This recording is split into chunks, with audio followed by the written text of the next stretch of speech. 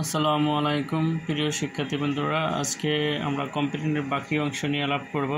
গত ক্লাসে আমরা ইফ দিয়ে দিয়েছিলাম, আজকে দেব আমরা লেস্ট দ্বারা। তো লেস্ট শব্দের অর্থ কি? পাচ্ছে বয়। তো প্রথমে তোমার লেস্টের যে সেন্টেন্সের যে অংশ থাকবে, তো প্রথম বসবে সাবজেক্ট, তারপর শুড অথবা মাইট এবং ভার্বের B1 অবজেক্ট এক্সটেনশন। আমি আবার বলি, লেস্টযুক্ত সেন্টেন্সের প্রথমে সাবজেক্ট বসাইতে হবে, তারপরে শুড বসবে অথবা মাইট, দুইটার একটা বসাইতে হবে, এরপরে একটা ভার্ব বসাইতে হবে, তারপরে কি অবজেক্টটা বসাবে, তারপরে বাকি অংশ। তাহলে আমরা একটা উদাহরণ দিচ্ছি, the house owner treated the servant. বাসার মালিক তার চাকরদের সাথে ভালো আচরণ করে। Lest he should leave the house, মানে ভালো আচরণ করে এই কারণে যাতে যদি বাসা ছেড়ে চলে যায় চাকর, এই কারণে বাড়ির মালিক তার চাকরের সাথে ভালো আচরণ করে, পাচ্ছে ভয়, একটা কাজ করছে তার ভিতরে। আবার আরেকটা উদাহরণ যদি দিই, হি রিডস অ্যাটেন্টিভলি, সে মনোযোগী পড়ে। হি ক্যান, তাহলে he should make, he should fail in the exam, সে মনোযোগী পড়ে যদি পরীক্ষা ফেল করে। পাচ্ছে ভয় হলো এরকম যে ফেলের একটা চিন্তা আছে। যেমন আবার কেউ ছাতা নেয়, বৃষ্টি আসে, যদি সে দ্রুত হাঁটে, যদি ট্রেনটা ফেল করে, এরকম যে ভয়ে কাজ করে সেন্টেন্সটার শুরুতে। তাই হি রিডস অ্যাটেন্টিভলি, সে মনোযোগী পড়ে। Lest he should fail in the exam, সে পরীক্ষা ফেল করতে পারে, এই কারণে সে ভালো করে পড়ে। তো এই হলো লেস্টের। তার লেস্টের যে বিষয়টা, সেটা হলো যে সাবজেক্ট থাকবে, যেই সেন্টেন্সটা দেওয়া থাকবে বাকি অংশতে এখানে এই পর্যন্ত দেওয়া থাকতে পারে, যতটুকু দেওয়া থাকে, যেমন এখানে এই যতটুকু দেওয়া ছিল। তারপর লেস্ট বসানোর পরে এখানে সাবজেক্ট বসছে, এখানে কি শুড বসছে, শুড বসছে, এরপর কি বাকি অংশ আমরা ফিল আপ করছি। যেমন শুটের পরে ভার্বের প্রেজেন্ট ফর্ম হচ্ছে fail, present form in the exam. লিস্টের পরে একটা সাবজেক্ট বসবে, এরপর শুট অথবা মাইট, দুইটা একটা বসবে। এবার ভার্বটার কী বলবে? Present form. যেমন ফেলের প্রেজেন্ট ফর্ম ফেলেই। আর এখানে আবার বলছি, এখানে সেই জিনিসটা, যেমন শুট লিভ হলে প্রেজেন্ট ফর্ম। তাহলে আশা করি তোমরা বুঝতে পারছো। প্রশ্ন করলে সেটা হলো পাচ্ছে ভয়, বাজারে কাজ করবে। এরপর হলো তোমার আরেকটা হলো কি টিল অর্থ যে পর্যন্ত। তাহলে যে পর্যন্ত ওয়েট হেয়ার টিল, অপেক্ষা করো। দ্য ট্রেন স্টপ, ট্রেন থামা পর্যন্ত অপেক্ষা করো। অথবা wait for me till I come back, এটা হতে পারে, যে কোনো কিছু হতে পারে। আরও যে ওয়েট ফর মি, আমার জন্য অপেক্ষা করো, আই কাম ব্যাক, আমি ফিরে আসা পর্যন্ত। আবার এরকম হতে পারে, যেমন ওয়েট হেয়ার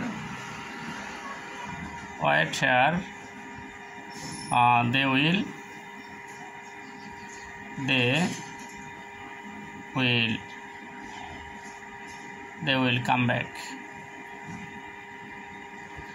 তারা ফিরে আসা পর্যন্ত অপেক্ষা করো। তো এখানে টিলের পরে যেটা বোঝায় যে এটাকে আরেকটা সামঞ্জস্যপূর্ণ একটা সেন্টেন্স বসাইতে হবে, যে এটার সাথে কথাটা মিলে। মূলত এটা এখানে আর সেন্টেন্সটা অ্যাফার্মেটিভ হয়। তো টিলের আর কোনো নাই, ফ্যাক্ট নাই। যে টিল যদি থাকে, তাহলে টিলের পরে এরকম একটা সেন্টেন্স বসাইতে হবে যেটার সাথে এই কথাটা মিলে। যেমন আমরা লিখছি ওয়েট হেয়ার, অপেক্ষা করো, টিল অত যে পর্যন্ত ট্রেন স্টপ, ট্রেন থামে। ওয়েট ফর মি, আমার জন্য অপেক্ষা করো, টিল আই কাম ব্যাক, আমি ফিরে আসা পর্যন্ত। ওয়েট হেয়ার এখানে অপেক্ষা করো, দে উইল কাম ব্যাক, তারা ফিরে আসা পর্যন্ত অপেক্ষা করো। আশা করি টিলেরটা তোমরা বুঝতে পারছো। আমরা আরেকটা যাব, সেটা হলো কি আনটিল। টিলের বিপরীতটা হলো আনটিল। তাহলে আনটিল অর্থ যে পর্যন্ত না, টিল অর্থ হলো কি যে পর্যন্ত। তাহলে এখানে আনটিল যদি আমরা ইউজ করি, তাহলে I shall wait here until he comes back, আমি এখানে অপেক্ষা করব সে ফিরে আসা পর্যন্ত। তারপর wait for me I will come back হতে পারে, I will come back, BACK, back, I will come back। আমার জন্য অপেক্ষা করো আমি ফিরে আসা পর্যন্ত। Wait for me until, until হবে এখানে, until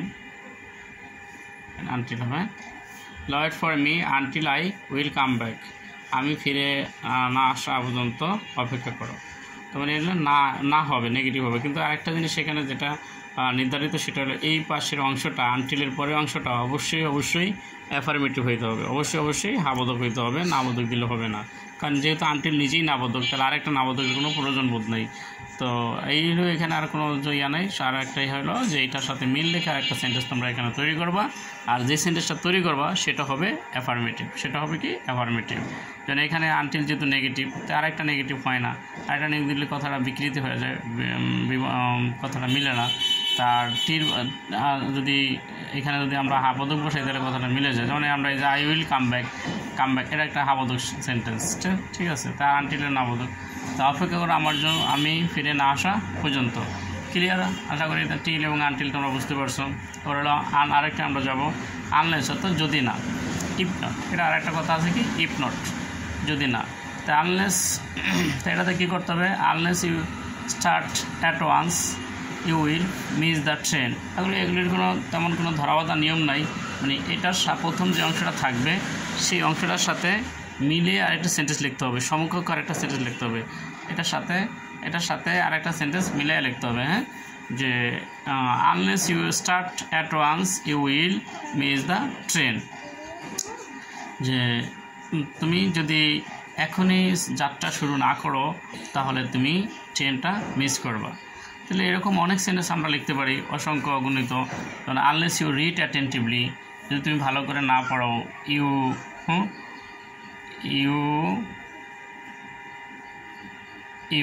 will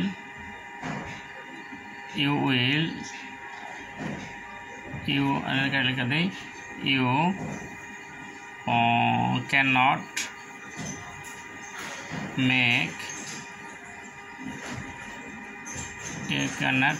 make good result.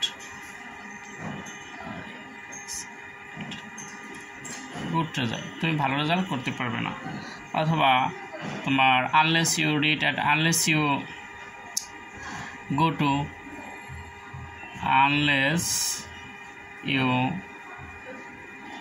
Two school regularly, you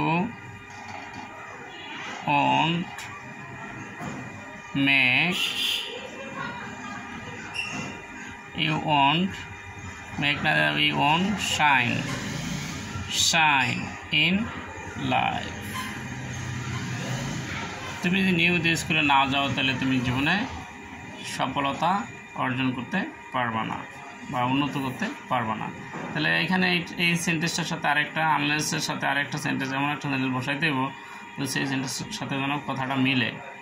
তো আশা করি আনলেসের ব্যাপারটা বুঝতে পারছো। তো এটার তেমন কোনো নিয়ম নাই, যে এটার সাথে নিয়মটা হলো এটার সাথে কথাটা যেন মিলে, যে সেন্টেন্সটা দেওয়া থাকবে সেটার সাথে। এরপর হলো আমরা আরেকটা যাব, সেটা হলো কি in spite of despite. In spite of ডিসপাইটের সাথে কিন্তু অফ বসে না, এটা শুধু ডিসপাইটই হবে। ইনস্পাইট অফ ডিসপাইট অর্থ কি সত্ত্বেও, এর অর্থ হলো সত্ত্বেও। তো in spite of her having merit, তার ভালো রেজাল্ট থাকা সত্ত্বেও she failed in the exam, সে পরীক্ষা ফেল করছে। এটারও কোনো রুলস নাই যে এটার সাথে আরেকটা সেন্টেন্স যেন মিলে, সেই সেন্টেন্সটাই আমাদের লিখতে হবে, কথাটা যেন মিলে। যেমন তার ভালো মেধা থাকা সত্ত্বেও সে পরীক্ষায় ফেল করেছে।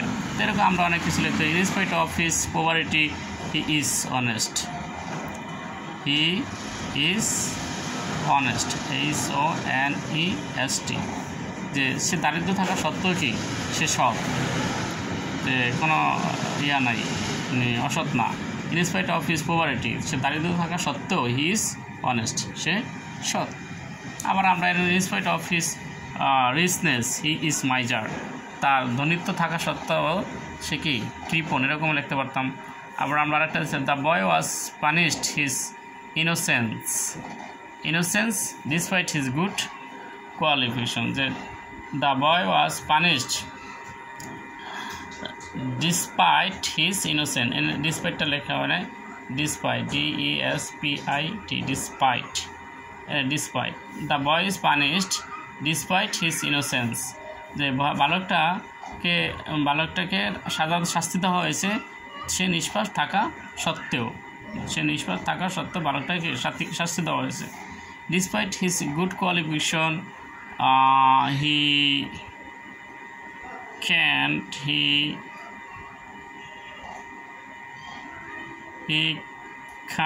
cannot shine in life. তার ভালো যোগ্যতা থাকা সত্ত্বেও সে জীবনে সফলতা বা উন্নয়ন ঘটাতে পারল না। ডিসপাইট মানে সত্ত্বেও, his good qualification, he can not shine in life, সে জীবনে উন্নয়ন ঘটাতে পারলো না বা সফলতা আনতে পারলো না। তো এটা ছিল ইনস্পাইট এবং ডিসপাইট অপেরিয়া। যে এরপরে instead of, in lieu of, এর শব্দের অর্থ কি? পরিবর্তে। এর শব্দের অর্থ হলো পরিবর্তে। তো আমরা এটার তো আমরা একটা নিয়ম নাই, নিয়মটা হলো এটার সাথে সামঞ্জস্য, তার কমপ্লিট সেন্টেন্সের মূল যে বিষয়টা সেটা হলো যে সামঞ্জস্যতা রেখেই সেন্টেন্সটা আমাদের পূরণ করতে হবে। সামঞ্জস্যতা যদি থাকে পরের সেন্টেন্সটা তাইলেই কিন্তু হয়ে যাবে। তো instead of his history he took a logic, তাহলে instead of history he took a logic, যে কি হিস্টোরি ইতিহাসের পরিবর্তে সে যুক্তি নিল, যুক্তি উপস্থাপনা করলো। যেমন the boy bought a pen instead of কি, কি দিতে পারি আমরা? Pencil, PENCIL, pencil. সে কলমের পরিবর্তে পেন্সিল কিনল। He add fish in a lieu of meat, কি এরকম আমরা দিতে পারি। তাহলে সে মাছের পরিবর্তে মাংস খেলো। He ate fish in lieu of meat. তো এরকম আমরা অসংখ্য সেন্টেন্স তৈরি করতে পারি, যে সে মাছের পরিবর্তে মাংস খেলো, সে ঢাকার পরিবর্তে বরিশাল গেল, সে বরিশালের পরিবর্তে কুমিল্লা গেল, সে শার্টের পরিবর্তে পাঞ্জাবি কিনলো। আমরা অনেক কথা এরকম লিখতে পারি। তাই আমরা শুধু জানবো যে ইনস্টিট অফ লাই অফ এর পরিবর্তে, শব্দের অর্থ হলো পরিবর্তে। আর যে সেন্টেন্সটা দেওয়া থাকবে সেটা মানে সমকক্ষ আরেকটা সেন্টেন্স লিখতে হবে, যে কথাটা যেন মিলে যায়। এমন হবে না যে কথার সাথে মিল নাই প্রথম সেন্টেন্সের সাথে, দ্বিতীয় সেন্টেন্সে যদি মিল না থাকে তাহলে কিন্তু কমপ্লিট সেন্টেন্সে মার্ক এবং কোনোটাই হবে না, মার্কও হবে না, সেন্টেন্সটাও এরকম গ্রহণযোগ্যতা পাবে না, অবশ্যই ইয়া হইতে হবে। তাহলে আমরা এখানে আরেকটা গুরুত্বপূর্ণ বিষয় নিয়ে আলাপ করব, সেটা হলো যে no sooner had scarcely had, hardly had এবং হলো scarcely had, hardly had। তো এটার পরিবর্তে এখানে থাকে কি গ্যাপ, এখানে গ্যাপ থাকে। তো এরকম যদি থাকে এনে হবে B3, এনে হবে B2, মানে পাস্ট পার্টিসিপল, এখানে হবে পাস্ট পার্টিসিপল, এখানে হবে কি পাস্ট ফর্ম, ঠিক আছে, এখানে পাস্ট ফর্ম। তাহলে কি এটার অর্থ হলো যেতে না যেতে, খেতে না খেতে, পুষতে না পুষতে, এটা। তাহলে নো সুনার আমরা কয়েকটা উদাহরণ দিয়ে রাখছি। The no sooner had the teacher enter the room than the student stand up, মানে কি হইতে পারে? এনে হবে B3, এটা ইন্টারের ভিতরে কি entered, ENTE, entered, TERED, entered. আবার এটার কি B2, তো স্ট্যান্ডার্ড B2 কি স্টুড আপ। তাহলে তোমরা বুঝতে পারছো যে এই অংশটা হবে B3 আর এই অংশটা হবে কি B2। তারপর হলো যে scarcely had wheel is the station when the train left, আমরা স্টেশনে পৌঁছতে না পৌঁছতেই ট্রেনটা ছেড়ে চলে গেল। তাহলে এখানে আমরা কী দিতে পারি? এখানে রিস্ট হবে, যদি রিস্টের B3 কি রিস্ট, REACHED, রিস্ট। আর এখানে লেফটের B3 দিতে পারি কি লেফট, LEFT, লেফট। এটা হবে কি B2, B2 মানে পাস্ট ফর্ম। আর এটা B3 কি তোমার পাস্ট পার্টিসিপল, স্ট্যান্ডের পাস্ট পার্টিসিপল কি স্টুড। এরপর হলো হার্ডলি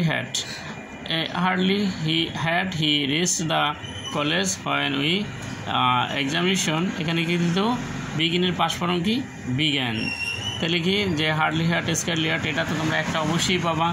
এই যে পরীক্ষাতে এটা সকল ক্লাস আছে 6 থেকে ইন্টারমিডিয়েট পর্যন্ত, এবং এরপরে জব ফাংশনও এটার কার্যকারিতা রয়েছে। এমন কোনো ক্লাস নাই যেখানে এখানে মানে হাই স্কুল থেকে শুরু করে যেখানে এটার প্রয়োজনীয়তা নাই।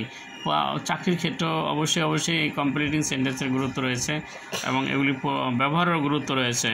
তো এই যে আজকে যেটা আলাপ করলাম যে ইয়াগুলি, যে পার্টগুলি, যে পয়েন্টগুলি, যেমন লেস্ট, তারপরে till, until, in spite, despite, unless, তো প্রত্যেকটাই গুরুত্বপূর্ণ। প্রত্যেকটাই আমি বোর্ড দেখে, ইন্টারমিডিয়েটের বোর্ড দেখে এবং হলো স্কুলের বোর্ড, যেটা এসএসসির বোর্ড, এসএসসি এবং এইচএসসি দুইটা বোর্ড দেখেই আমি শিটটা তৈরি করছি, যাতে বোর্ডে যেগুলো আসছে বিগত সালগুলোতে ওইটার ভিত্তি করে এইগুলো তৈরি করা আছে। আশা করি তোমরা যদি এটা প্র্যাকটিস করো তা তোমাদের এখান থেকে ভালো একটা ফিডব্যাক পাবা এবং তোমরা শিখতে পারবা। তো হয়তো পরবর্তী যেই বিষয়গুলো রয়েছে কমপ্লিটিং সেন্টেন্সের, সে পরবর্তী ভিডিওতে দেওয়া হবে। তো তোমরা আশা করি সেখান থেকে তোমাদের প্রয়োজনীয়তা শিখতে পারবে। আজকের মতো এখানেই, আবারও কথা হবে ইনশাল্লাহ বেঁচে থাকলে। আর আমার এই চ্যানেলটি তোমরা সাবস্ক্রাইব, লাইক, কমেন্টস, শেয়ার করবা, যাতে তোমাদের কোনো মতামত থাকলে সেটা জানাবা। আমি হয়তো তোমাদের মতামত অনুযায়ী ভিডিও তৈরি করবো ইনশাল্লাহ। আসসালামু আলাইকুম।